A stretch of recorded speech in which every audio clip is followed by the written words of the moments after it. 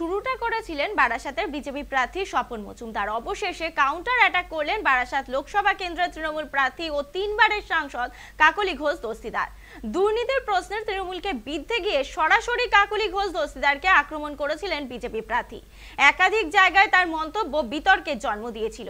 রাজ্যের মুখ্যমন্ত্রীর বিরুদ্ধেও লাগাম ছাড়া ভাষা সন্ত্রাসের অভিযোগ স্বপন মজুমদারের বিরুদ্ধে তুলেছে তৃণমূল। কাকলি ঘোষ দস্তিদার জানিয়েছিলেন রাজনৈতিক সৌজন্যের অভাব রয়েছে বিজেপি প্রার্থীর।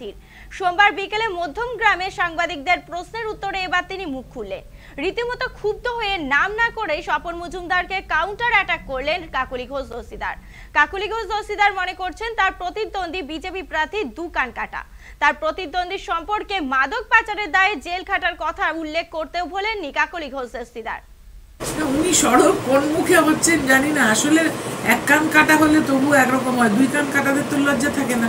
সুতরাং উনি তো দুই কান কাটা, মাদক পাচারে জেল খেটেছেন, তারপরে উনি খুব ভাষা ব্যবহার করছেন, মমতা বন্দ্যোপাধ্যায়কে ডাইনি বলছেন, কখনো আবার হুমকি দিচ্ছেন আক্রমণ করার, বলছেন চেলাকাঠ নিয়ে তৃণমূল কংগ্রেসের কর্মীদের তিনি মারবেন, তারপরে আবার বলছেন যে লাইফ ইন্স্যুরেন্স করে বুঝে যেও।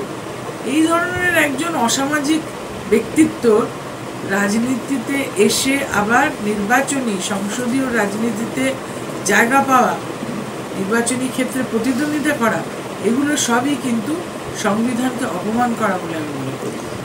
এটা ভারতীয় জনতা পার্টির রাজনৈতিক দেউলিয়াপানা যে তারা বারাসাতের সুবুদ্ধি সম্পন্ন, চেতনা সম্পন্ন ভোটারদেরকে এমন একটা সংকটে ফেলে দিয়েছেন যেখানে এই নিম্নমানের একজন প্রার্থীকে তারা যোগ্য মনে করেছেন বারাসাত সংসদীয় এলাকার জন্য, যিনি বোধহয় হাবড়ার কোনো স্কুলে ক্লাস 8 পাস না করে জাল সার্টিফিকেট বার করে নাকি পরবর্তী পর্যায়ের সার্টিফিকেট দিয়েছেন।